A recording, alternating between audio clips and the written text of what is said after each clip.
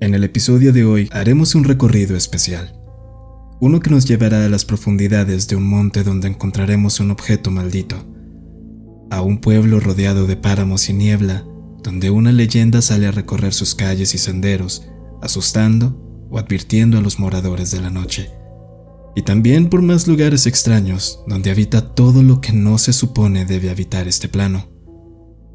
Y lo especial de este recorrido, que algunas son experiencias contadas y vividas por personas cercanas a mí, dos de ellas incluso muy parecidas entre sí. Así que sin más que añadir, los dejo para que disfruten en compañía de sus seres queridos, o de lo que sea que se oculta en sus casas.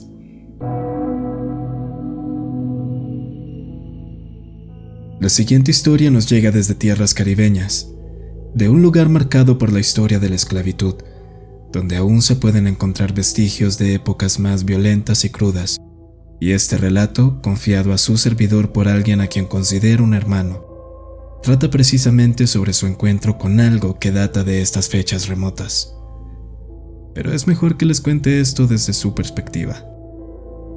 Hola, me llamo Alejandro y antes de narrar lo ocurrido, es importante que les hable de la historia o al menos de lo que se dice sobre el lugar donde está ubicada mi casa. Durante la llegada de los colonos europeos, la isla entera pasó a ser un punto sumamente importante para el comercio de esclavos. Muchos llegaban a esta zona debido a la cercanía con el principal puerto de la isla. Llegaban también a estas playas, que están a menos de 1 kilómetro de donde vivo. Los traían a rastras por los montes cubiertos de espina, maleza y cadáveres. Pocos sabían que estaban atravesando por un árido panteón, donde se hallaban sepultados nativos y otros esclavos africanos con los que posiblemente compartirían el mismo destino. En cadenas, moribundos, hambrientos y con miedo y hasta ira, vagaban aquellos esclavos por estos montes que poco a poco fueron desapareciendo por la mano humana. Ahí los ejecutaban de maneras atroces, algunas inenarrables, y luego de tanta brutalidad y abuso, lo que quedaba de sus cuerpos era enterrado en ese mismo monte, o a veces dejado a la intemperie donde el calor infernal, la brisa marina y las bestias reclamarían el cuerpo, y donde todo aquel que pasara por ahí y lo viese, recordaría su suerte. Una estructura de madera sobresalía entre los árboles y las espinas que nos rodeaban. A lo lejos la vimos en mitad de aquel antiguo monte, como invitándonos a acercarnos más. Invitación que aceptamos motivados por la curiosidad. Ahí yacía abandonada una vieja horca con la soga aún colgando de ella. Por lo que mencioné anteriormente sobre la historia de este lugar, es muy probable que aquel instrumento llevase siglos ahí. ¿Cuántos no habrán perecido bajo aquel madero? ¿Cuántas lágrimas y gritos no ha presenciado el suelo en el que se encuentra? ¿Cuántas almas no seguirían aferradas a esa soga? Sin entender las implicaciones que traía consigo aquel encuentro, volvimos a casa. Todo transcurrió con relativa normalidad, diría yo, pero las cosas cambiarían de a poco. Mis padres son santeros, muy devotos por cierto, y en ocasiones suelen reunirse con otros hermanos aquí en nuestra propia casa. Durante sus ritos y esas reuniones que acostumbran hacer, fueron descubriendo con el tiempo lo que ellos afirmaban eran espíritus. Incontables eran las almas que aún recorrían esas tierras manchadas de sangre. Sucedió un día que escuchamos cómo algo de gran tamaño se dejó caer. Aterrizó con todo su peso sobre el tendedero de metal que hay en el patio, doblándolo en el proceso. Esa fue una de varias, pero creo que de todas las cosas extrañas que ocurrieron en esa época, yo fui quien se llevó la experiencia más bizarra de todas. Llegó una época algo oscura de mi vida, en la que mi mente se encontraba nublada por la ira, el resentimiento, la tristeza, y a raíz de esto adopté una conducta algo asocial. perdí el interés en muchas de las cosas que me gustaban, entre ellos las chicas. La idea de una pareja resultaba en el mejor de los casos algo extraño, por no decir incómodo incluso. Hasta llegué a dudar de mi sexualidad, creyendo que a lo mejor ese desinterés era por lo que era asexual, o eso creía yo. Mi caso no parecía tener mejoría. Tenía esa sensación constante de ser arrastrado a un vacío enorme, una afinidad a la oscuridad que ni yo entendía. Cada día estaba más enojado, más triste, más alejado de lo que alguna vez era. Y preocupados por mi situación, mis padres consultaron con un babalao, un amigo de la familia, quien pidió verme de inmediato. Recuerdo que mientras hablaba con él no dejaba de ver sobre mi cabeza, no hacia atrás por encima de mis hombros, sino arriba. Luego volteaba a verme otra vez, y así hasta que finalmente me dijo: «Traes a una mujer trepada en tus hombros. Es una joven de raza negra, vestida con harapos, de otra época, una algo lejana. Debido a cómo murió, carga con esa energía violenta. Es un imán de negatividad, y por eso hace que te sientas miserable. Te aleja de la luz porque tú la nutres. Todo lo malo que emana de ti la hace más fuerte. Entre más sufres, más se enamora de ti. Y te quiere solo para ella. Por eso parece que tus relaciones no funcionan. Así que debes hacer todo lo opuesto y perderá el interés en ti. Es así de simple. Así que ya no más vestirte de negro, ya no más estar enojado o aislarte de todos. Lo entiendes, ¿verdad?». Me costó un poco, pero pude hacerlo. Cambié mi forma de vestir. Ahora ves que uso camisas con temática floral. También empecé a salir más, a ser más feliz. Tengo pareja. Sigo preguntándome quién era esa mujer. Todos esos espíritus que decían mis padres caminaban por estos lares. Pero considerando que a unos pasos de donde hoy sigo durmiendo, encontré una horca hace ya muchos años, quizás pueden hacerse una idea de qué se trataba ese fantasma que estaba sobre mis hombros. Buenas noches. ¿Recuerdan que hace un tiempo compartí con ustedes un video sobre una supuesta aparición de la Llorona en el páramo del Vijagual acá en Colombia? ¿Recuerdan que les dije que eran muchas las historias que se contaban de esas rutas donde a veces lo único que hay a tu alrededor es niebla y soledad? Hoy vuelve a ser protagonista ese lugar a las afueras de un pueblo de Boyacá. Aunque es una historia algo corta. De hecho, son varias historias cortas pero que guardan un factor en común, y es el lugar en el que ocurre todo. Esto es algo que le podría pasar a cualquiera de los aquí presentes, en especial a aquellos que deben viajar de noche, a los que deambulan por calles solitarias, o en los cerros, o las montañas. Hace poco, durante la semana de elecciones del año pasado, tuve que regresar a mi pueblo. Esta vez decidí viajar de noche y todo fue muy normal. Desde nuestras sillas veíamos a través del parabrisas del bus la carretera, lo oscuro y desolado de nuestro entorno, cuando las luces delanteras alumbraron a unos metros de nosotros un viejo puente. Debido a que hay como 3 de estos mismos entrando al pueblo, me acomodé para ver mejor el camino y así deducir qué tan cerca estaba ya de mi casa. Pero fue esa misma atención la que me jugó en contra. Vi a una mujer que apareció de la nada frente al bus, la que no alcanzó a cruzar e inevitablemente parecíamos haber arrollado o por lo menos golpeado. Estaba tan segura de que era una persona a la que habíamos atropellado porque se veía tan real.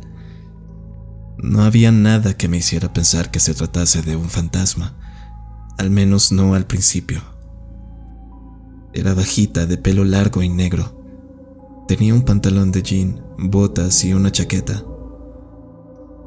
Por eso no había manera en la que yo pensara que eso se tratase de un fantasma, al menos no al principio. Le dije al conductor que se detuviera, que había alguien que se nos atravesó y él me hizo caso. Ambos nos bajamos a revisar, a buscar a la misteriosa mujer, pero afuera ya no había nadie alrededor. Ahí es que caí en cuenta de un detalle que pasé por alto cuando vi a esa mujer. En esta zona no hay casas, salvo por la pequeña finca arriba en el cerro donde vive una pareja de ancianos. Pero cerca de ese puente no hay nada. Así que ¿de dónde salió ella? ¿Hacia dónde iba? Solo nos cobijaba la oscuridad. La niebla empezaba a hacerse más y más espesa, por lo que decidimos seguir nuestro camino. Pero esa imagen seguía dándome vueltas en la cabeza, así que al llegar a casa le conté a mi padre lo que me ocurrió. Y lo que él me dijo no me hizo sentir para nada tranquila. Es muy probable que sí fuese el fantasma de alguien, hija. Posiblemente el de una pobre mujer a la que le arrebataron la vida o fue víctima de algún accidente en esos caminos, pues lamentablemente es algo que sucede con frecuencia debido al clima, lo maltrecho de la ruta, lo oscuro que es. Como he expresado con anterioridad, estos páramos guardan muchos secretos, fantasmas y leyendas. Y fue esta experiencia la que me hizo recordar otras historias que me había contado mi padre sobre estos páramos que nos rodean. Una de esas historias que me contó mi padre habla de 3 seres con forma de bola de fuego que se encontró mi tío un día que venía borracho por el páramo. Y esa misma historia, ese mismo encuentro lo viviríamos mi hermano y yo años más tarde. Cuenta mi padre que un día mi tío abuelo se dirigía al páramo que queda cerca al río Pesca, que era donde vivía su hermano. Esa madrugada lluviosa de domingo, el tío abuelo fue vagando borracho por los senderos del páramo, y en medio de su borrachera, como si el diablo le susurrara al oído, empezó a buscar con quién pelearse. Iba tocando con violencia las puertas de cuanta casa se encontrara por el camino con la intención de que alguien saliera a hacerle frente, pero no hubo hombre alguno que saliera a su encuentro. Más bien, fue algo que no era de este mundo lo que atendió a su llamado. Bajando por la colina, lo que parecían 3 esferas de fuego se acercaban entre la oscuridad. Él ya las conocía. Él sabía que esas 3 solo se presentaban ante alguien para advertirles del peligro inminente que los acechaba, o a veces también para asustarlos por borrachos o por infieles, pues no solo era una especie de protector, sino que dependiendo de quién se las encontrara podrían ser todo lo contrario. Quizás, empujado por un falso sentido de valor o simple estupidez, el tío abuelo no se molestó en hacerles caso, a pesar de que sabía de las leyendas. Simplemente ignoró la aparición y siguió adentrándose en el páramo. Las 3 esferas, lejos de rendirse, parecían seguirlo. Era extraño porque no solo las veía moverse y agitarse como peleándose entre sí, pero por momentos parecía oír un estruendo que las acompañaba también. Su vista se fijó entonces en una casa más adelante, un lugar aparentemente normal donde parecía que esta vez sí tendría una respuesta, pues una de las luces estaba prendida. El hombre siguió su camino, tambaleándose por la borrachera hasta que atravesó el portón de esa vivienda, pero ahí no lo recibió otro hombre. En el jardín de aquella casa apareció una bestia de gran tamaño, semejante a un perro sobre sus 4 extremidades, pero diferente en toda regla, como si se tratase del cachorro del mismo Satanás. La apariencia infernal que tenía ese perro lo hizo reaccionar, caer en cuenta del peligro que corría estando ahí, y solo entonces entendió que esas luces que lo seguían estaban tratando precisamente de evitar que se encontrara con ese ser. Comenzó a correr por el páramo de regreso al pueblo mientras veía aquellas luces perdiéndose por el camino, como vigilando desde la distancia que la bestia no lo persiguiera, como conteniéndola en su lugar. Así fue que el tío regresó a casa, y esa historia se fue contando en la familia hasta que llegó a oídos de mi padre, y luego a los míos y los de mi hermano. Y fue precisamente durante mi última visita, poco tiempo después de mi encuentro con la mujer del puente, que yo también me las encontré, una madrugada caminando por el pueblo. Eran las 2 de la mañana aquel día. Había llovido, y en medio de nuestra fiesta mi hermano y yo decidimos que era buena idea salir a recorrer el pueblo a esa hora, mientras todos dormían y las calles se sentían en paz. Nosotros hacíamos de la noche nuestro momento. Nos sentamos un rato en el parque frente al cual vivía un amigo. Delante de la casa de él, en una de las ventanas de arriba, vi como una luz brillaba intensamente. Esta parecía acercarse y luego alejarse, cambiando de tamaño y de forma. Con cierta inocencia le dije a mi hermano que viera la luz, que si de casualidad no se trataría de nuestro amigo haciéndonos señas para que fuéramos donde él. En eso mi hermano volteó, pero él dijo que no veía nada en la ventana, que no sabía de qué luz le estaba hablando. Entonces noté que aquella esfera de luz se había movido. Mírala, está ahí detrás del poste de luz, se va apagando y luego se vuelve a encender.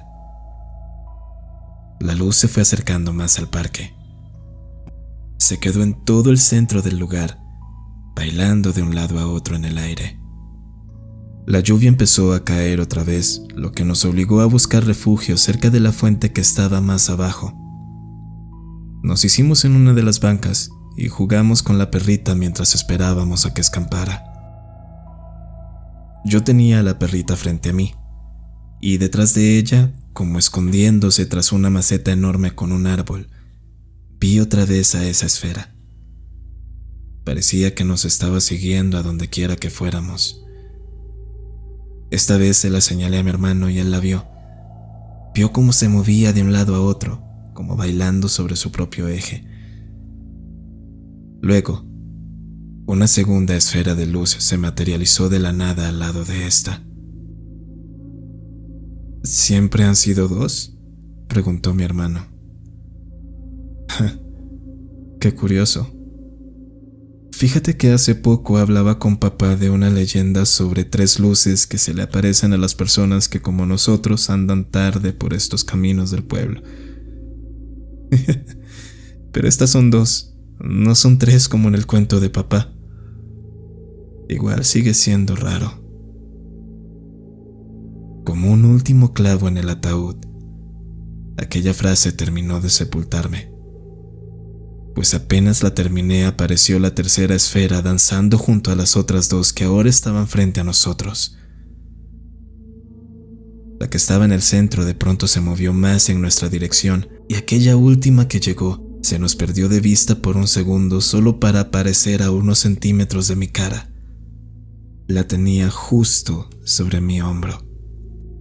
El hecho de tenerla así tan cerca de mí, eso sí me hizo sentir mucho miedo.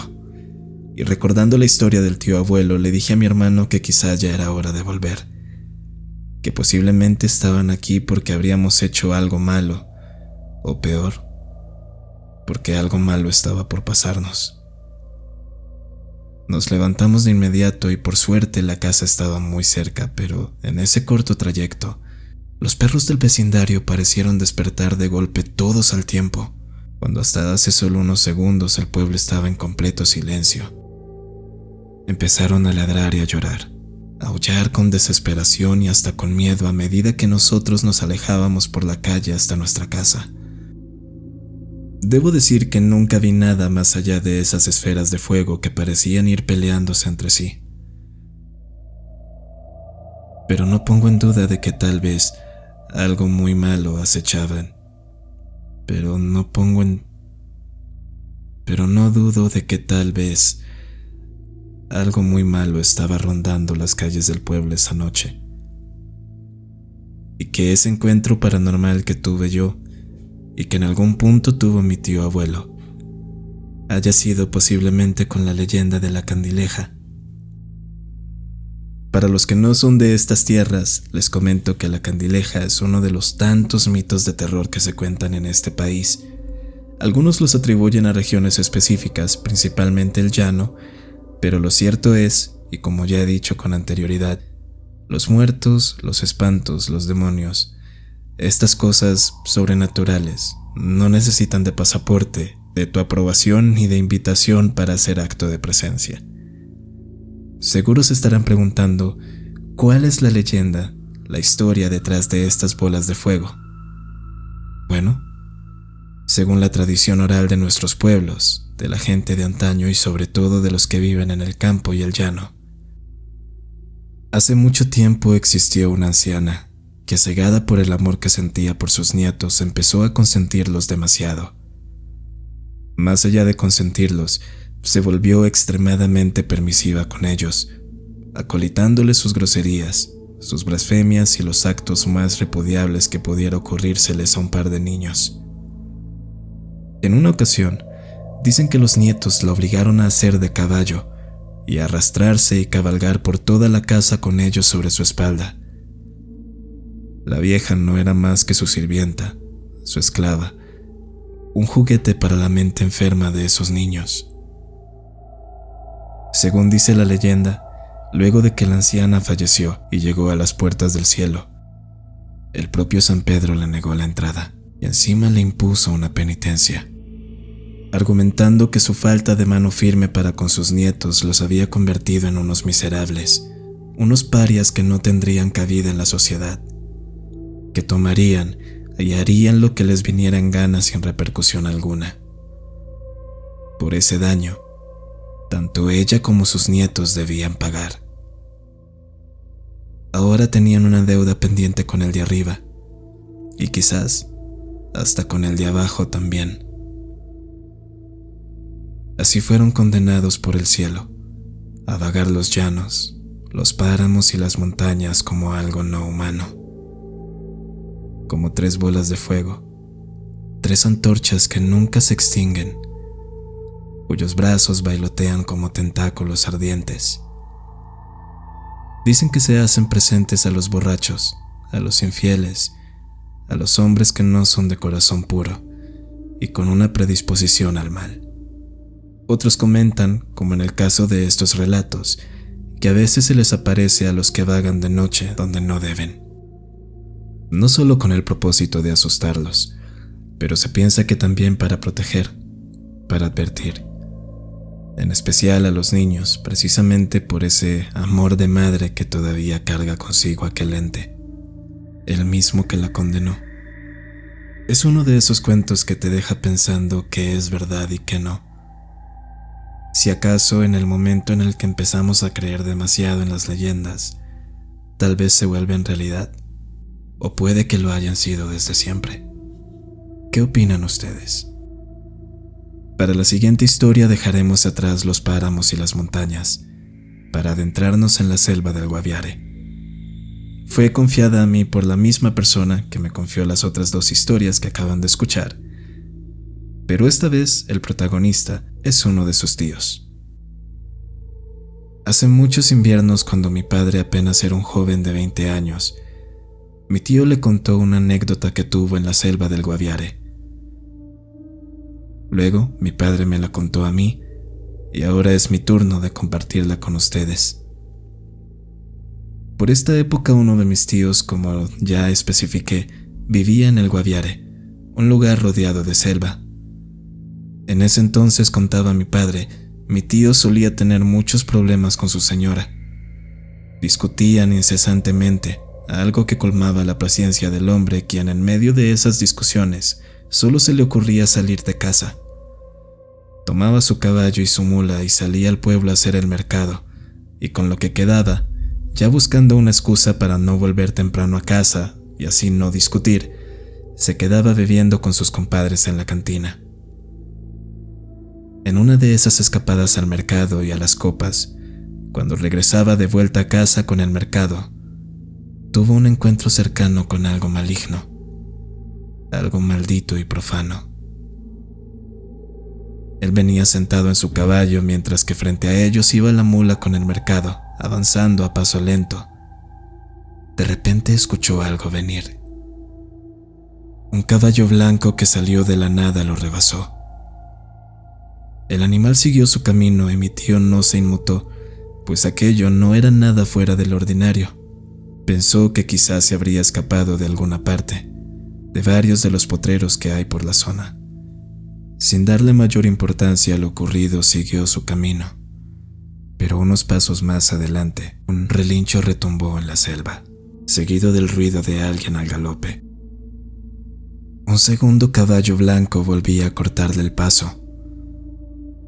Aquello no era coincidencia y él estaba consciente de ello.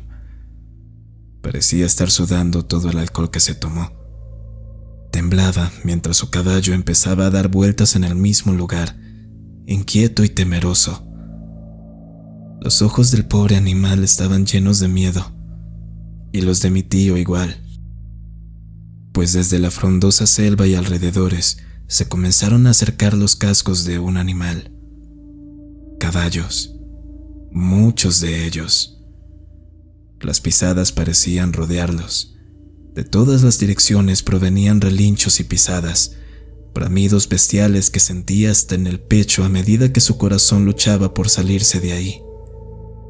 Esos sonidos sacados del inframundo se hacían más insoportables con el paso de los segundos, y su miedo, su desesperación, también crecían. Y es que solo imagínense por un instante estar rodeados de oscuridad, de selva en mitad de la nada y que lo único que escuchas parece una sinfonía compuesta por el diablo. Aún en medio del pandemonium, mi tío se percató de que su mula no se hallaba por ninguna parte. Aquel hombre se bajó de su caballo y aún con miedo, con el maligno respirándole en la nuca, decidió ir por su animalito. Después de todo, también llevaba el mercado, y eso sí que no lo podía perder por nada del mundo. O si no, ¿qué iban a comer? Mi tío se fue en línea recta, adentrándose más en la profundidad de esa selva y de los ruidos sobrenaturales que habían en ella. Buscaba y buscaba, pero no veía a su mula. De repente, un silencio sepulcral pareció haber cubierto ese pedacito de selva con un manto que lo separó a él del mundo exterior, dejándolo solo con eso que estaba por encontrarse. En medio de ese silencio ensordecedor, solo se escuchó un relincho sobrenatural. Solo eso, y apareció la silueta de un jinete con un sombrero enorme acercándose entre la bruma de la noche. El hombre se paró frente a él. Mi tío lo describió como algo de gran tamaño. Él intentó retarlo. De tratarlo mal, sabrá usted por qué razón. Quizás su instinto le dijo que peleara. Pero eso solo empeoró lo que estaba por venir. Tan pronto como mi tío tomó esa postura agresiva, el hombre a caballo alzó la cabeza. Bajo aquel sombrero había algo tan horrendo que mi tío no pudo describir, que cada vez que lo intentaba se quedaba mudo otra vez. Pero ese miedo que le hizo sentir, de alguna manera sí logró describirlo, o al menos darme una idea de cómo era. Algo tan inhumano, tan maligno y perverso que no le cabía en la cabeza a ese hombre cómo podía existir tan siquiera. Algo tan retorcido, tan oscuro que lo hizo sentirse tan diminuto en ese momento, como si todo lo malo de este mundo hubiese tomado una forma semihumana y se presentara ante él. Algo así fue lo que vio en medio de la selva aquella noche. Algo que lo dejó anclado a lo que podía decir ser una mirada. El ruido de a su alrededor empezó a volver a sus oídos de a poco, y al escuchar el galopar de otro caballo acercándose, empezó a correr en dirección de donde vino. A un lado del camino vio que se encontraba su mula, y del otro lado, frente a ella, estaba su caballo esperándolo. Los dos animales no parecían haberse movido en ningún momento. De hecho, era él quien se había movido de su lugar. Fue él quien por poco termina perdiéndose en esas selvas del Guaviare. Dice mi padre que al volver a casa, mi tío no salió en una semana. Y no era pa' menos, pues si el diablo había intentado llevárselo. Esta es otra de las tantas historias que tiene el llano de nuestro país, y muchas de las que se han contado en mi familia. Gracias a todos por su atención. Ahora que quiero contar mi historia, me doy cuenta de que este tipo de cosas siempre ocurren en los mismos lugares. Siempre se habla de hospitales, de zonas boscosas, de escuelas abandonadas, y creo que por ese motivo, a muchos les resulta difícil de imaginar que algo paranormal ocurra en el corazón de la ciudad, en un lugar donde muchas personas transitan día a día. Un sitio tan común que pasa desapercibido aún a la vista de todos, como lo es el parque frente a mi edificio. Ese que muchas veces he recorrido en las noches donde el insomnio no me permite descansar, al que siempre voy a fumarme un cigarro cuando quiero sentir esa brisa helada en la cara. Y aunque parezca que divago en temas sin importancia, lo que les cuento es para que quede claro que nunca vi nada raro ahí. Nunca. Llegó en la noche en la que se dio todo. Esa vez no quise cocinar, pero el hambre me atacó ya pasadas las 10 de la noche, por lo que tomé mi celular y pedí algo por una aplicación. Recuerdo que estaba viéndome una película cuando recibí la notificación de que la entrega demoraría más de lo esperado, por lo que estaría llegando un poco después de las 11:15. Al ver que dieron las 11 y aún no tenía noticias del repartidor, decidí bajar a esperarlo, a fumarme un cigarrillo en la banqueta del parque en lo que llegaba el señor. Por la hora ya no quedaba nadie más en ese lugar, de eso estaba seguro, hasta que me dio por voltear a los juegos que estaban hasta atrás, y aunque fue breve, vi una figura diminuta, algo que parecía ser un niño que corrió desde la oscuridad de los juegos. Y si mis ojos no me engañaron en ese momento, y mi mente no me está jugando una broma, puedo hasta jurar que salió de debajo de ellos. Se detuvo abruptamente sobre el césped a un lado del camino de losa que atraviesa el parque, y ahí se quedó parado, viendo frente a él, hacia un pastizal ya crecido donde no había nada más que oscuridad y bichos. Yo me volteé al otro lado, buscando entre los juegos y las máquinas de hacer ejercicios si de casualidad había alguien más, quizá uno de los padres del niño, pero seguía aparentemente solo. Me pregunté qué clase de irresponsable dejaría solo a su hijo a esas horas, y más en un parque donde sucede de todo después de la medianoche. Pero cuando nuevamente me giré para buscar al infante y preguntarle si necesitaba ayuda, vi que ya no estaba.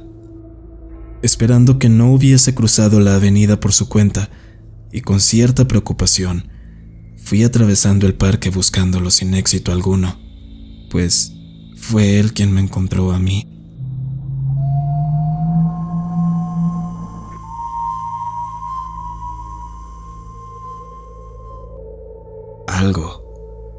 Algo me llamó desde los juegos, desde aquel fuerte de madera, y parado en el puente colgante reconocí al niño.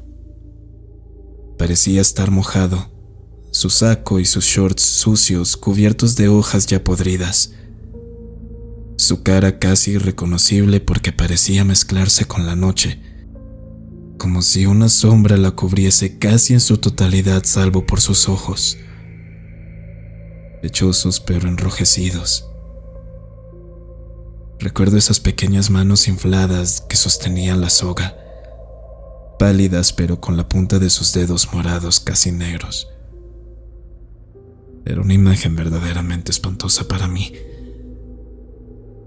Cuando lo vi caminar hacia las escaleras del juego, como si fuera a bajarse, corrí de vuelta a mi urbanización. Me senté en el lobby, nervioso obviamente por lo que acababa de ver, preguntándome si eso fue real o no.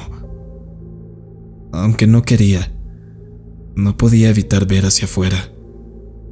Tenía miedo de que en algún momento se fuera a aparecer en la ventana o al frente de la calle, qué sé yo, pero todo parecía normal. El viento empezó a soplar más fuerte y la lluvia empezó a caer. Unos minutos después llegó el repartidor. Entró corriendo al edificio refugiándose de la lluvia. Había dejado su bicicleta a unos cuantos metros de la entrada.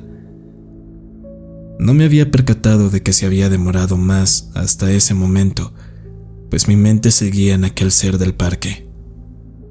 Me pasó mi orden y se disculpó por la demora. Yo le dije que no se preocupara y me di la vuelta para ya volver a mi departamento. Y mientras me alejaba, escuché al repartidor pedirle al vigilante que si podía esperar a que bajara la lluvia, a lo que este último accedió. Y justo después de eso, como buscándole conversación, el repartidor hizo el siguiente comentario, que por poco hace que mi corazón se saliera de mi pecho. Hombre, fíjese que cuando iba cruzando el parque en la bicicleta, había una señora ahí cerca, justo en donde estaban los juegos, sentada en esa lluvia cargando a un niño en su regazo. ¿En serio?, preguntó el vigilante. Sí, señor. O sea, literalmente estaba ahí, en mitad del parque, en medio de la lluvia, con un niño en su regazo como si nada. Lo único extraño es que no les alcancé a ver la cara. Parecía como si no tuvieran rostro, pero creo que no. Sus voces se fueron haciendo más distantes, como si automáticamente mi cerebro bloqueara para no escuchar más. Me dio un escalofrío como si ahora los tuviera detrás a los dos. Así que solo me dispuse a subir a mi departamento. Tuve pesadillas con ese ser unos cuantos días, pero no creo que sea relevante darles detalles de eso, puesto que nunca más volví a ver a aquel niño. Los vecinos tampoco han comentado nada. Y aquí, que todos saben lo de todos, pues es más raro aún. Parece ser que esa noche solo nos tocó a dos desdichados la suerte de tener un encuentro con algo extraño, algo paranormal. Saludos desde Bogotá. Soy pintor de profesión, y gracias a mi trabajo he tenido la oportunidad de estar en el interior de lugares muy interesantes, algunos incluso importantes o conocidos aquí donde vivo.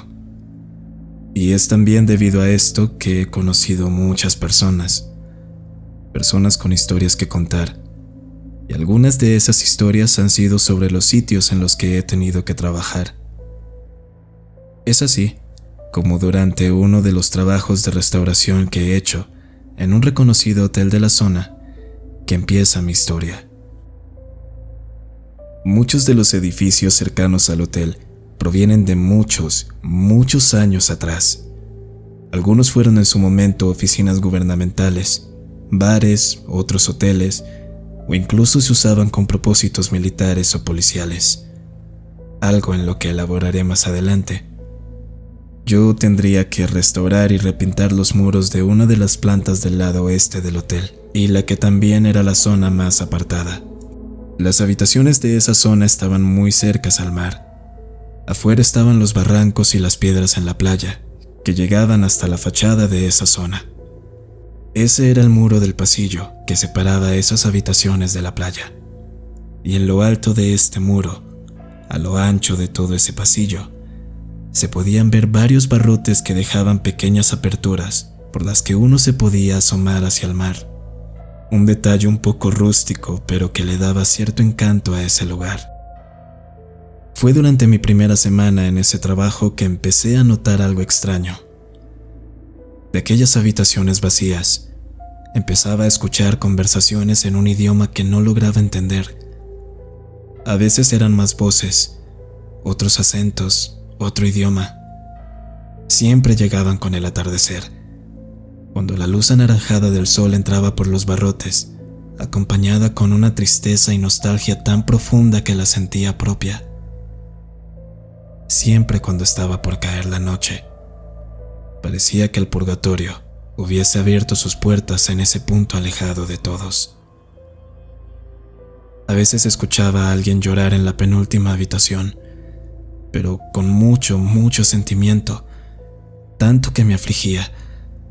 Y cuando me acercaba al llanto para preguntarle si estaba bien, este desaparecía solamente para volverse a escuchar a 4 puertas atrás de mí. Durante esa misma semana, una señora latina ya mayor vino a hospedarse en una de las habitaciones de esta zona. La doña, al verme trabajando y percatarse que al igual que ella era hispanohablante, se acercó a saludar. Fue muy ameno, conversamos un rato y, como si quisiera decir algo más pero no atreviéndose, me preguntó: ¿este lugar no le parece que tiene una vibra como pesada? Yo, intentando no espantarla pero sabiendo muy bien a lo que se refería, le dije que no, que para mí todo estaba normal. Me preguntaba si ella habría visto algo, o por lo menos escuchado lo mismo que yo escuchaba al llegar el ocaso.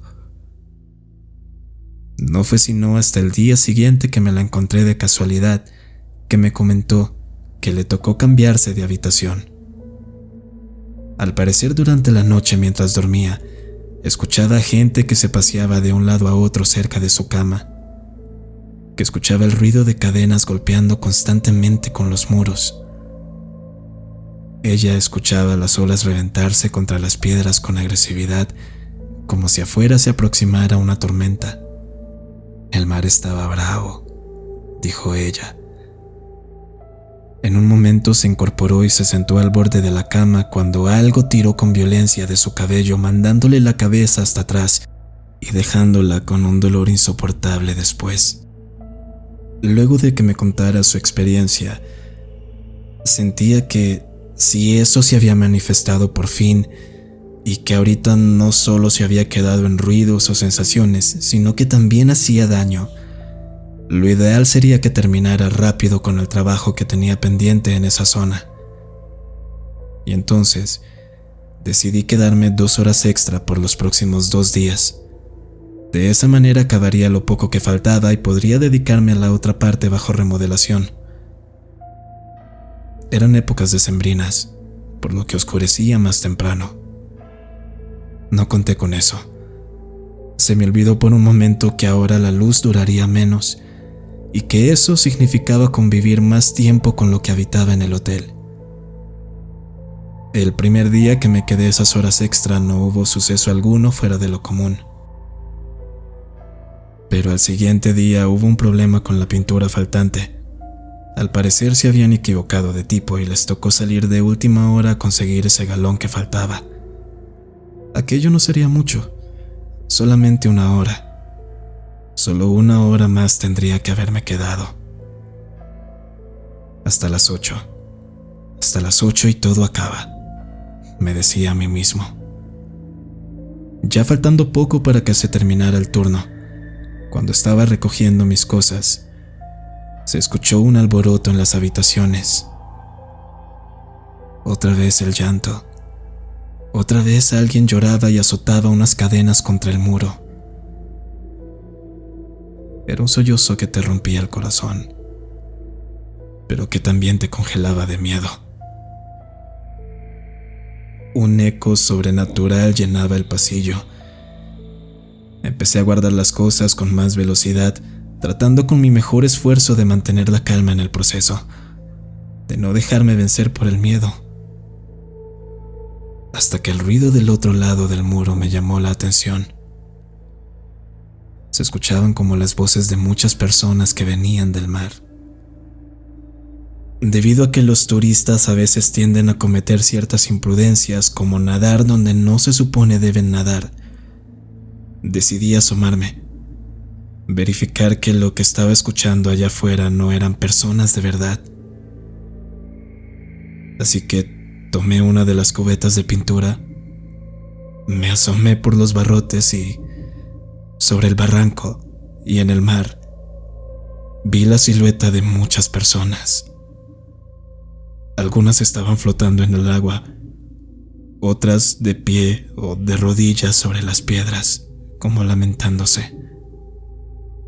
Me bajé de un brinco y guardando todo tan rápido como pude salí de ahí, escuchando tras de mí cómo agitaban los viejos barrotes. Cuando crucé hasta el otro pasillo, todo pareció quedarse en calma. Ya no habían más gritos ni golpes, no más llantos. Solo era un pasillo más de un hotel cualquiera. En los días posteriores, mientras trabajábamos en la otra punta del hotel, cerca al bar de la playa y la piscina, no podía evitar preguntarme si este era el mismo lugar. En la otra punta estaba eso, esa oscuridad, y aquí todo tan lleno de vida, tan alegre. Recuerdo haberle comentado de este peculiar contraste a uno de los trabajadores del hotel con quien entablé una amistad.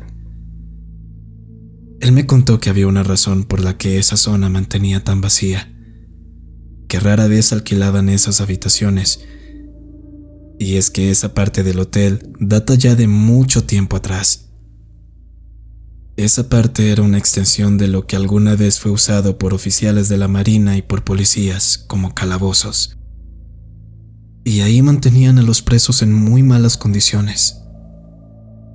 Esta historia se fue perdiendo con los años hasta el punto en que la gente creía que solo era una leyenda urbana, como muchas. Pero hay mucha gente también que afirma lo contrario, que sí sirvió como prisión y que peor aún, aquel mar que colinda con el hotel fue la fosa común de varios pobres diablos. Cuando el edificio fue cambiando de dueño y terminó siendo un hotel, ya quedaba muy poco de su pasado, salvo por algunos muros y estructuras que incorporaron a la nueva. Pero ahí quedaron los fantasmas de esas épocas deambulando en ese lugar. Yo los he escuchado. He visto algunos, de hecho, pero nunca vienen hacia acá. No pueden. Su alma está literalmente atada a ese lugar. Es por eso que los huéspedes dicen escuchar cadenas y a veces los atacan. Y te confío algo. Se acercó un poco más a mí y me dijo en voz baja: se rumora que van a cerrar el hotel, que ya el dueño está en la quiebra y llevan tiempo buscando compradores o inversionistas, pero no han tenido suerte. Algunos de nosotros creemos que eso que vive aquí tiene mucho que ver. O tal vez sea el mal manejo del jefe, o las dos cosas, concluyó él. Y como si de un profeta se tratase, las palabras de mi amigo resultaron por cumplirse. El hotel quebró. Nunca se pudo encontrar algún comprador, por lo que ahí sigue. Aún le hacen mantenimiento por si algún día aparece alguien que lo quiera comprar, pero ahora los únicos habitantes ahí son las almas de esa prisión frente al mar, los legítimos dueños, incluso desde mucho antes que el hotel existiera.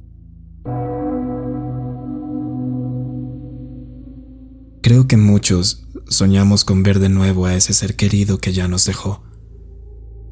A veces anhelamos algo con tanta devoción, con tanto cariño, que sin saberlo le dejamos la puerta abierta a que nos visite. Pero a veces, algo más es lo que se cuela por esa misma puerta. Una visita que nunca pediste pero que te tocó. O quizás sí la pediste, solo que no te diste cuenta. Esa es mi historia. Mi madrina, mujer con la que me crié desde muy niña, había dejado este mundo. Un golpe del que me costó mucho recuperarme, y en parte tuvo que ver con esa macabra experiencia. Los días que le siguieron al sepelio, fui a casa a acompañar a su madre, una mujer de la tercera edad a quien incluso veía como una abuela, y hasta me refería a ella como tal. Ella nos pidió a mi madre y a mí que la ayudáramos con las cosas que quedaban de mi madrina. Aunque le dolía, tener el recuerdo de su hija ahí constantemente con ella parecía no sentarle bien, por lo que nos pidió que escogiéramos lo que quisiéramos para nosotras.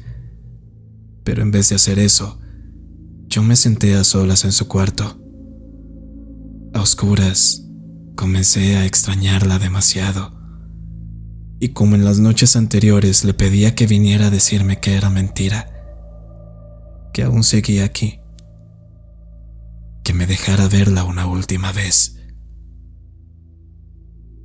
Me fui quedando dormida en su cama. Llorar por lo general me deja exhausta, así que solo era cuestión de tiempo para que pasara. Hasta que la puerta se abrió. Abrí mis ojos un poco. Quizá era mamá o la abuela. La luz del pasillo estaba apagada. El cuarto también, salvo por la lamparita que ella solía mantener en su tocador, esa misma que yo le regalé cuando todavía estaba en vida. Luego vi una silueta a contraluz que estaba sentada frente al espejo del tocador. Se estaba peinando. Podía escuchar el crujido que hacía su cabello cuando le pasaba el cepillo, de lo enmarañado y sucio que estaba. Aquellos pocos mechones castaño claros no pertenecían a mi madrina. Eso no era mi madrina. Creo que se dio cuenta de que yo me di cuenta que no era quien esperaba.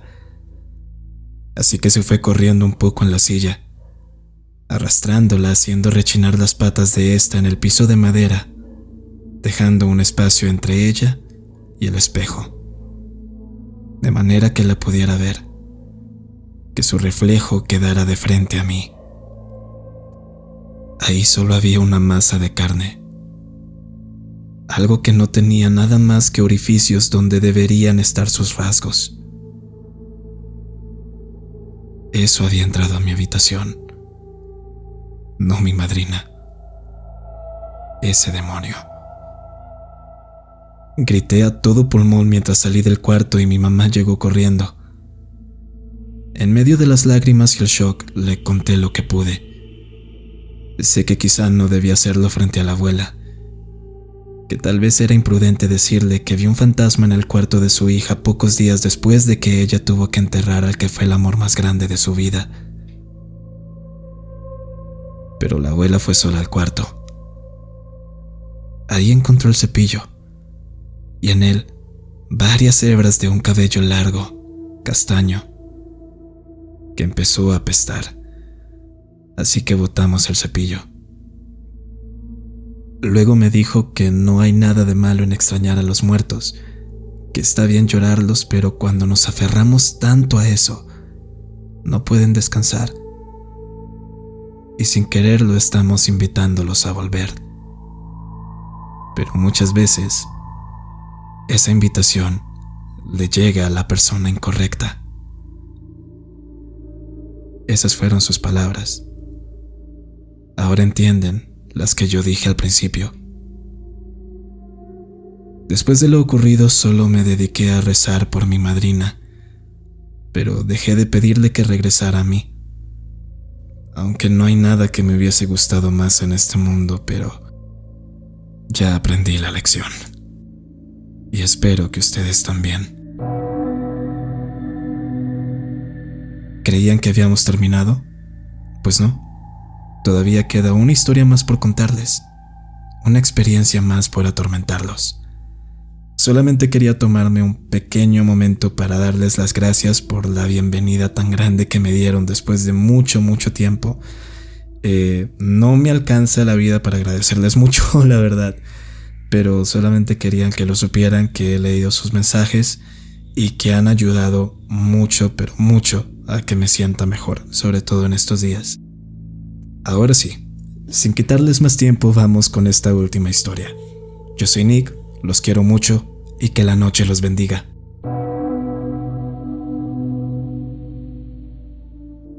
Todos le teníamos miedo a la bruja verde.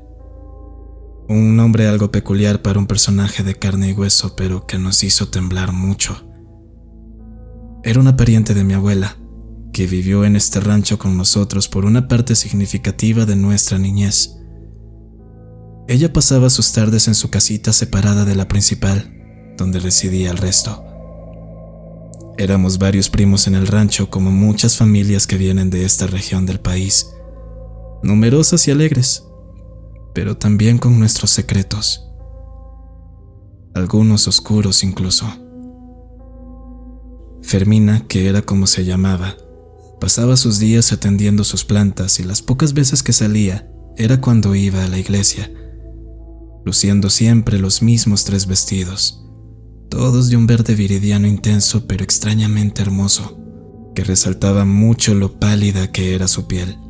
Su cabellera rizada, aún negra a pesar de su edad, dejada al viento libre que la despeinaba, le daba la apariencia de haber salido de un cuento de brujas.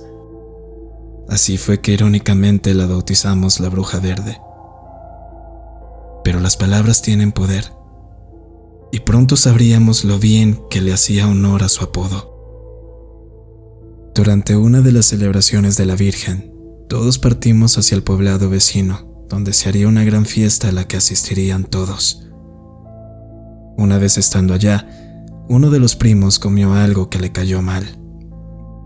No era tan grave como para molestar a los adultos, solo un malestar estomacal y ya.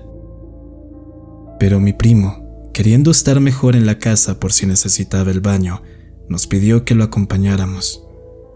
Y así fue que Natalia, Hugo y yo dejamos la fiesta para ir al rancho. Solo era una caminata de 1 hora, y para gente como nosotros acostumbrados a andar largas distancias desde pequeños, no fue ningún problema regresarnos a pie, y solos. Ya el sol se había puesto para cuando íbamos llegando al rancho. Desde lejos, una luz muy pobre alumbraba desde la casa de Fermina. Faltando ya poco para llegar, estando a pasos del rancho, Hugo empezó a quejarse más del retorcijón, por lo que corrió a la letrina como pudo y Natalia y yo fuimos detrás de él. Desde el interior parecía quejarse bastante. Decía que siempre sí le estaba doliendo mucho y que quizás lo prudente sí era avisarle a los mayores después de todo. Nata y yo lo dejamos solo para darle privacidad y nos hicimos bajo el voladizo de la casa. Estábamos viendo hacia el terruño de la Bruja Verde cuando Hugo salió por fin. Oye, la luz de la tía Fermina está prendida. No sabemos si te vayas a poner peor de aquí a llegar al pueblo, así que mejor le pedimos ayuda a ella, ¿no?, propuso Natalia, quien era la más despierta de nosotros 3. Hugo y yo volteamos a verla con cierta duda. Por primera vez, sentimos un poco de miedo en el momento. Miedo de esa tía con la que nunca hablábamos, de la que tampoco sabíamos. Pero es familia, ¿no? La familia no te hace daño, ¿verdad? ¿Verdad? Nos fuimos acercando a la casa, cada vez más fría, más apagada a pesar de que salía luz de sus ventanas. Natalia se notaba nerviosa. Creo que todos lo estábamos, que todos sentíamos lo mismo, que no debíamos estar ahí, que algo malo iba a pasar. Y antes de que tocáramos esa vieja puerta de madera, esta se abrió sola. Quizá ya nos vio venir, dijo Natalia adentrándose en la casa, pero con cautela, llamando a la tía Fermina. La llamó, pero nadie respondió. Hugo entonces cometió el error de asomarse al cuarto a ver si de pronto estaba ahí, pero solo encontró un pequeño altar. En él, una sola vela encendida. Nos llamó y respondimos. Ahí la vimos, esa vela amarilla que resplandecía, que sobresalía de entre todas esas figuras religiosas que abrían sobre el altar.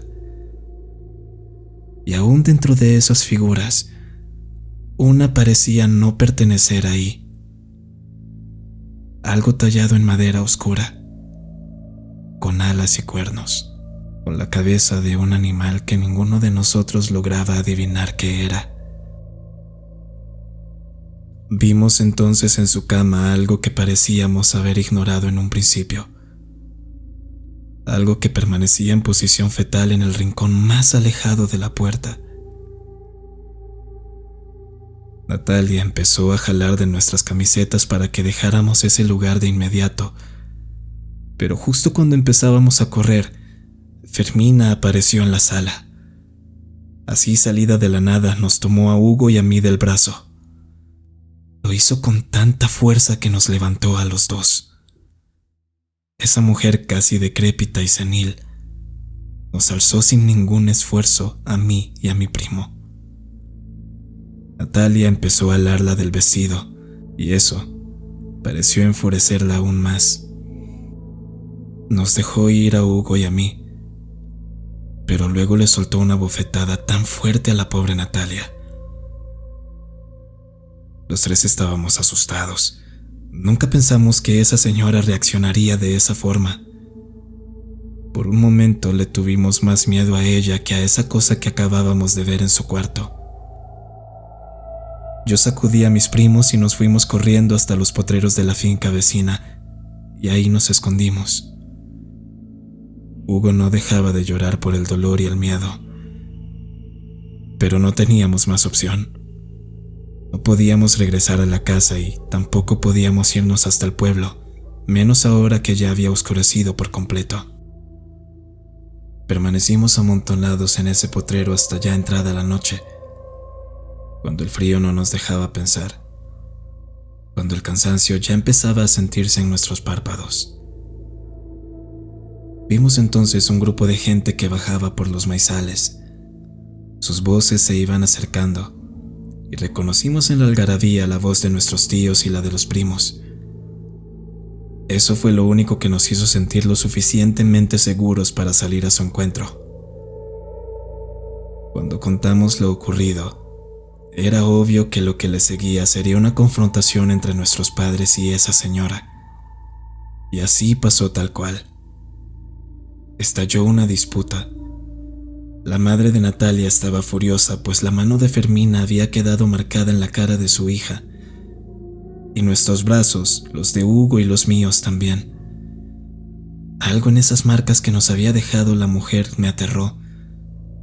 Los dedos le daban la vuelta casi en su totalidad a mi brazo, algo que definitivamente no cuadraba con su morfología. El resto de la familia la fue acorralando en su casa. Algunos intentaron golpearla, otros intentaban separar la pelea, mientras que a nosotros, los más pequeños, se nos llevó aparte, al cuarto de los abuelos. Solo podíamos escuchar gritos e insultos de borrachos y cosas rompiéndose. Y de un momento a otro todo se calmó. O eso parecía. Natalia no podía estarse quieta, así que salió y yo salí detrás de ella. Nos escondimos bajo la ventana desde la cual veíamos todo lo que ocurría afuera. Los adultos estaban parados a un lado. La abuela hablaba con Fermina, algo que no lográbamos escuchar, pero por su expresión sabíamos que la abuela estaba furiosa, como nunca la habíamos visto. La bruja verde sacaba de la casa una valija ya vieja, y en sus manos, envuelto en un pedazo de tela vieja, llevaba algo. Y yo sabía bien qué era. Se fue alejando por los caminos que van en la dirección opuesta al pueblo, hacia donde no hay nada, donde ningún hombre de estos lares se ha atrevido a ir. Esa fue la última vez que yo la vi. Los niños fuimos creciendo. Los adultos más mayores nos fueron dejando uno a uno, hasta que solo un tío quedó ahí, precisamente el padre de Hugo. Visité ese viejo rancho ya en mis primeros años de la adultez, cuando llevaba una eternidad sin ir. Lo encontré todo muy cambiado. El pueblo, la gente que lo habita, todo menos la casa de los abuelos y esa chocita en los límites donde vivía Fermina, la bruja verde. Selladas estaban su puerta y la única ventana. Noté entonces el rosario que colgaba de un clavo en una de las vigas que salían de la parte superior del muro, balanceándose y girando la cruz sobre su eje empujada por una suave y helada brisa. Me abrigué más, y mientras reminiscencias de aquellas épocas de niño empezaban a invadir mi mente, mi tío se acercó. Ella. Muchos creen que ella nunca volvió, ¿sabes? Dijo señalando con la cabeza a la casa, refiriéndose claramente a Fermina. Pero no es así, ¿verdad?, pregunté yo. Fermina volvió tiempo después, hijo. Pero eso que se presentó por acá ya no era una persona. Y lo que la acompañaba la corrompió. Ella vino para atormentar a Hugo por varios años más. No nos dejaba dormir, a ninguno, sobre todo con esos gritos que pegaba cuando pasaba a un lado de las ventanas en la madrugada. A Hugo lo comenzó a arrastrar afuera de la cama hasta que nos despertaba el llamado de auxilio. Luego veíamos al pobre aferrado a la puerta, llorando, luchando por su vida. Cuando la gente empezó a hablar sobre un ser cornudo con alas que en las noches claras se veía caminando por los campos, Hugo no quiso quedarse más, así que se fue de aquí. Sé que a los Estados Unidos, pero nunca me dijo a dónde. A nadie, ni siquiera a su madre, como si temiera que eso lo fuese a buscar. Y cuando la abuela murió, durante la noche que la velamos, se escuchaban que bailaban y cantaban en la casa de Fermina. Ese evento fue lo que hizo que el resto de los que quedaban aquí buscaran otro lugar. Solo quedé yo. Mi esposa ya no está. Mi hijo tampoco. La soledad me afecta más que lo que sea que habita este lugar. Por eso agradezco que vinieras.